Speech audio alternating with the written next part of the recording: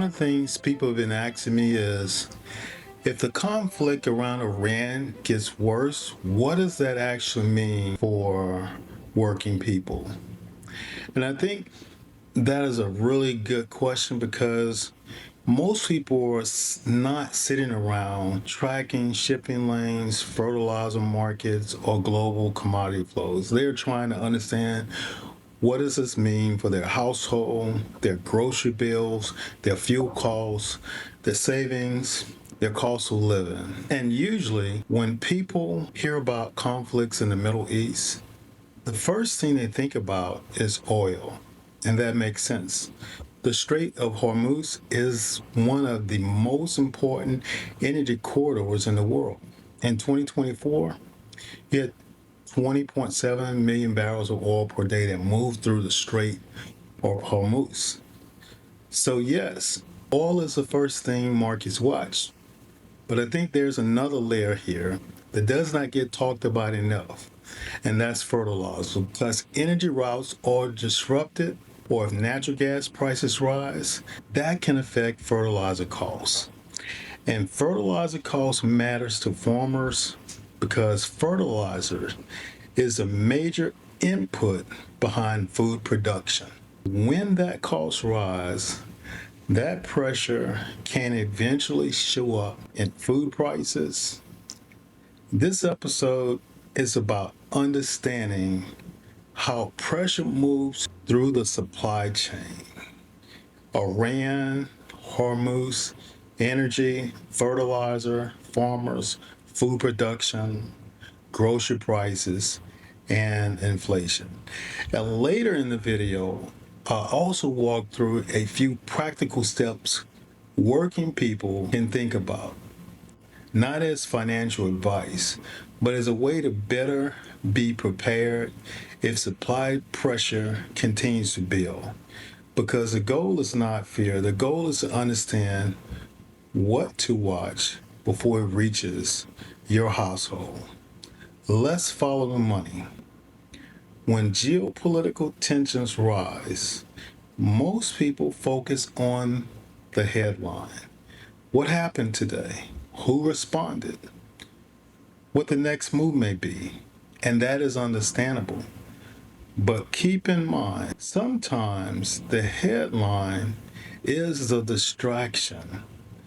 The better question is not just what happened, it is what could be interrupted. Can oil still move? Can natural gas still move? Can critical materials still get to where they need to go? Because when something important stops moving, that is when price started adjusting. The Strait of Hormuz matters because it is not just a place on a map. It is a flow point. It is one of the places where energy moves from producers in the Gulf to buyers around the world. About 20% of global LNG trade also moves through the Strait of Hormuz in 2024. So when a corridor comes under pressures, markets do not just see a regional problem. They see a supply problem. And supply problems are important because they do not stay neatly contained. They can move through the economy. Oil affects fuel. Fuel affects transportation. Transportation affects shipping. Shipping affects goods. And energy also affects the cost of producing industrial inputs.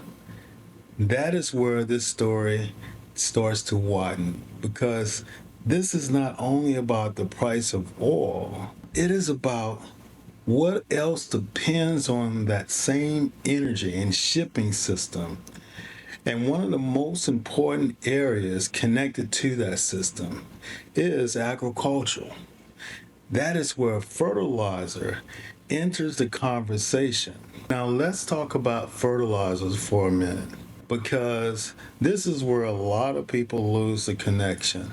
Most people understand oil, they understand gasoline, they understand oil prices rise, gas prices can rise too. But fertilizer is not something most people think about every day. And yet, this is one of the key inputs behind modern food production. The International Fertilizer Association says roughly half of the global production depends on crops grown with manufactured fertilizers. That is a big number. And the reason that matter is simple. Fertilizers help support crop yield. When fertilizers is available and affordable, farmers can produce more food from the same amount of land. But when fertilizers become expensive or harder to get, the farmers start to change, and that impacts their economics. Now, here's is where the Middle East becomes important. The region is not important just for oil, it is also important for fertilizer trade. In 2024, Iran, Qatar, Saudi Arabia, UAE accounted for roughly 23% of global ammonia trade, 34% of global urea trade, and 18% of global ammoniated phosphate trade. And nearly 18.5 million tons of urea moved through the Strait of Hormuz in 2024. So when people talk about Hormuz only as a oil corridor, they're missing the part of the picture. It is also connected to fertilizer supply, and fertilizer supply is connected to food production. Food production is connected to grocery prices, and there's another layer here too. Nitrogen fertilizers are produced from ammonia, and ammonia depends heavily on natural gas, both as an energy source and as a feedstock. So if natural gas prices rise, fertilizer production costs can rise. If shipping is disrupted, fertilizer availability tightens. If both happen at the same time, that can put real pressure on the agricultural system. That does not mean grocery prices jump the next day at all. That is not how the system works. But it does mean pressure can start to build upstream before most consumers see it downstream. And that is why fertilizers belongs in this conversation. So the next question is, how does fertilizer pressure becomes food pressure? The simplest way to think about it is this: fertilizer is an input cost, and farmers have to make decisions based on input costs. And if you can see this chart, fertilizer pressure can move quickly once the supply chain is disrupted. In 2025, baseline is the starting point. Then after the Hormuz shock, the pressure moves higher. That matters because if fertilizer prices rise sharply, farmers may have to spend more to produce the same crop. That can squeeze margins. And if margins get squeezed too much, some farmers may reduce fertilizer use. That may help control costs in the short term, but it can also reduce yields later. So if pressure does not always show up right away, it can show up later through lower production, tighter supply, or higher food prices.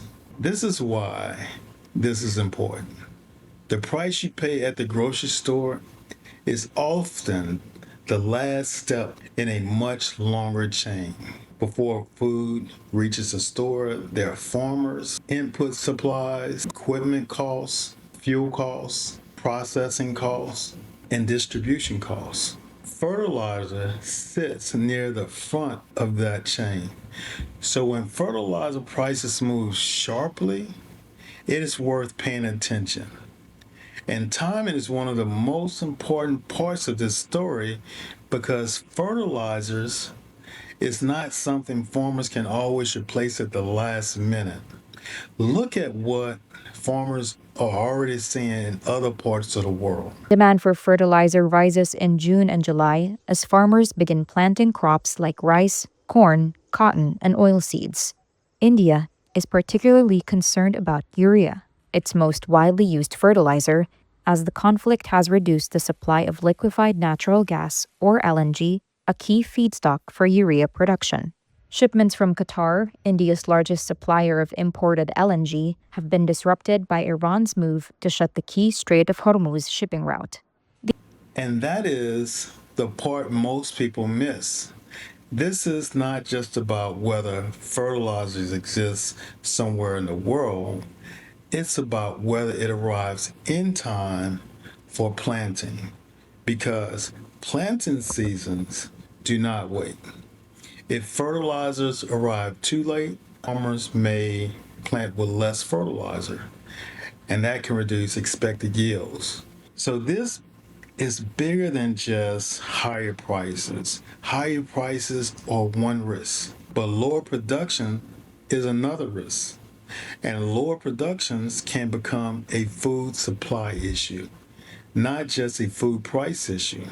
Now, again, that does not mean every grocery item gets more expensive overnight.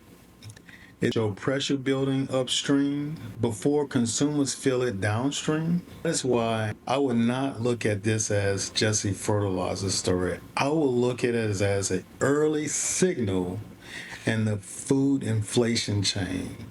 And if some parts of the world, possibly an early signal in the food availability chain, because understanding the system is useful only if it helps you make better decisions. Now, this matters because food markets are global. A disruption in one region can affect prices far beyond that region. And not every country has the same exposure. Some countries produce more of their own fertilizers, some import more, some have stronger food systems, and some are more vulnerable. So when a major trade route is disrupted and major fertilizer exports are involved, the risk becomes more broader than one country. If wealthier has higher prices, higher grocery bills, higher fuel costs, higher transportation costs, but in countries that depend heavily on imported fertilizers, or where families already spend a large share of their income on food, the risk can become more serious because less fertilizers can mean lower yield. Lower yield can mean tighter food supply, and tighter food supply can create food security problems. The World Bank Food Security Update said the conflict in the Middle East is raising new risk by disrupting oil and fertilizer flows through the Strait of Hormuz. And you can see why on this map. As you look across these ports in the Persian Gulf, you can see how much fertilizer feedstock moves through this corridor. Urea and phosphate products all move through the Hormuz. So this is not just a route for oil tankers, it's also a major fertilizer transit way. And that is why the World Bank described Hormuz as a key artery for global agri-food.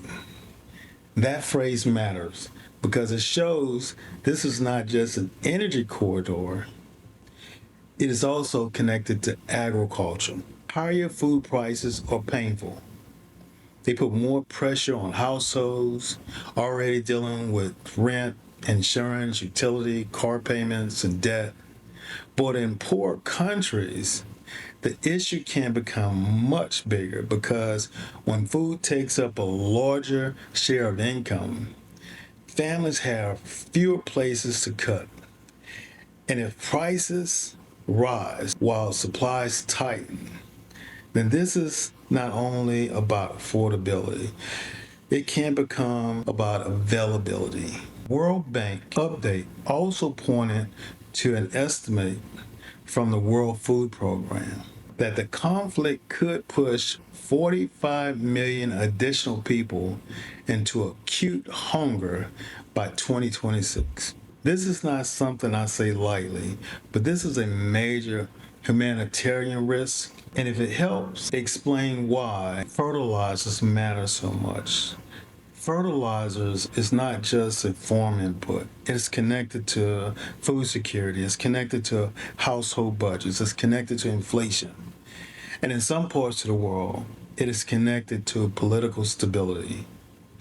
The World Bank is also warning that this pressure does not stay isolated.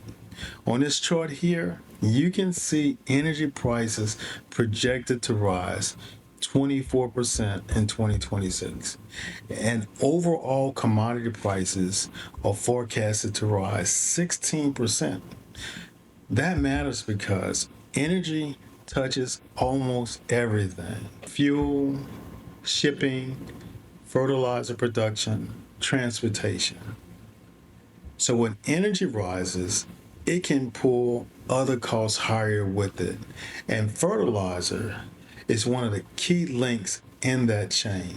So when I look at this, I see one way inflation pressure can move through the system. But it's important to separate two things. Higher prices mean people pay more. Shortages mean that they may not be enough supply where it's needed. And those are different risks. And that is why how long the disruption lasts matter. A short disruption may create volatility. A longer disruption can change behavior. Farmers make different decisions. Importers search for new supply. Governments respond. Markets reprice risk. And households eventually feel the cost. This is how pressure moves through the chain. And that is why this matters. For Americans, I would be careful not to overstate this. This does not mean every food item spikes overnight. Does not mean every grocery store price change at the same time. But it does mean that there's another source of pressure worth watching. And the most important thing to understand is the lag. Food inflation does not always show up immediately. The fertilizer issue happens first, the planting decisions happen, then crops grow, then harvests come, then processing and distribution happens. Then the consumer sees it at the store. You see today at the grocery store may reflect decisions made months ago. And the pressure building today may not show up until later. That does not mean that we know the exact outcome, but it does mean we should know what to watch. Watch energy prices, watch fertilizer prices, watch shipping routes, watch how governments respond.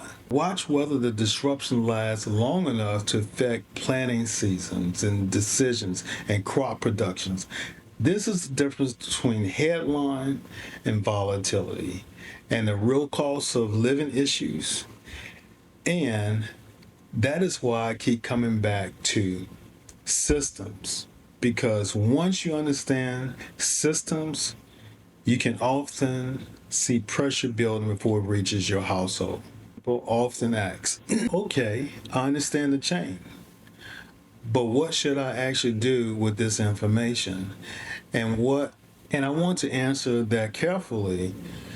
This is not financial advice. I'm not telling you what to buy, how to invest your money, telling you that someone should be panicking.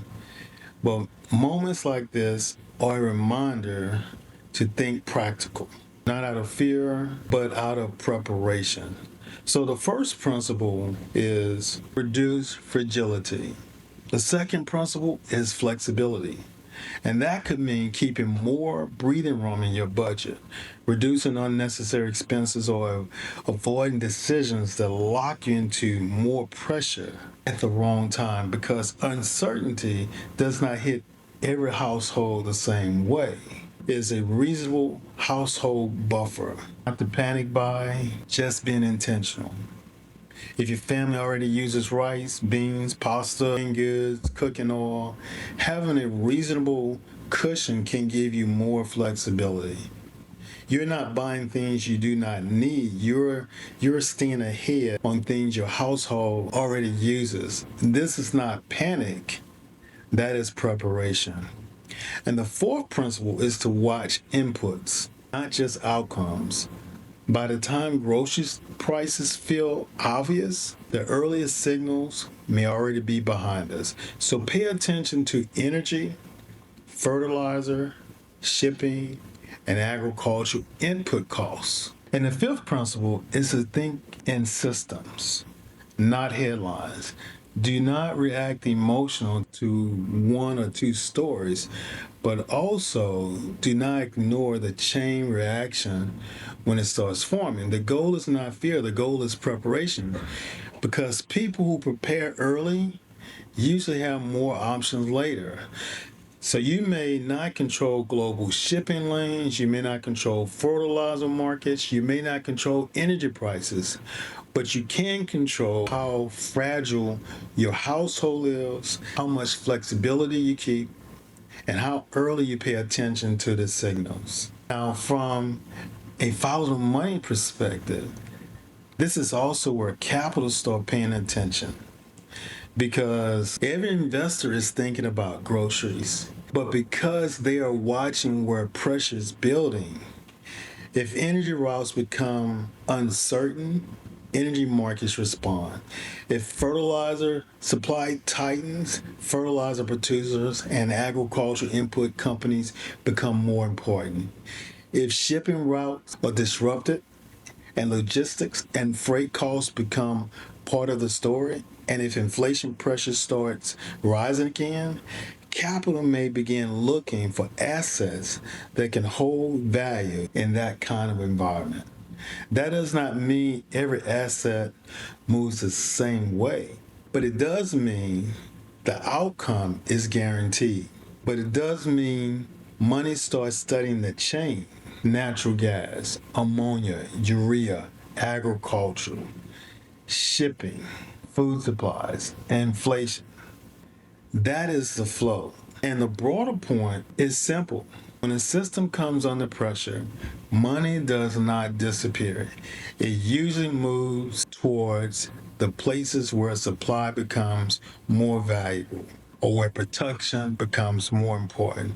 This is why this matters. This story is not just a conflict. The story is understanding how the pressure travels and how you can better understand where money moves next. Most people would not immediately connect a conflict in the Gulf with fertilizer markets and eventually food prices.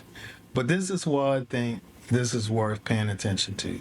The economy is connected in ways that are not always obvious at first.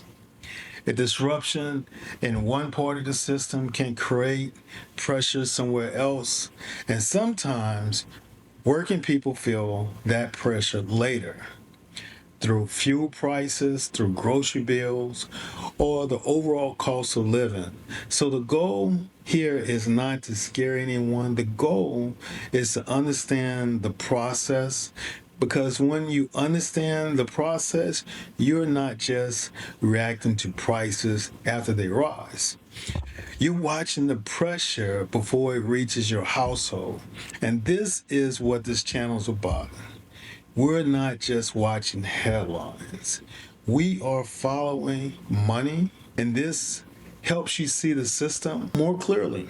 Like the video, subscribe, and please share this with someone who is trying to understand what is really happening beneath the headlines, because once you follow the money, the story changes.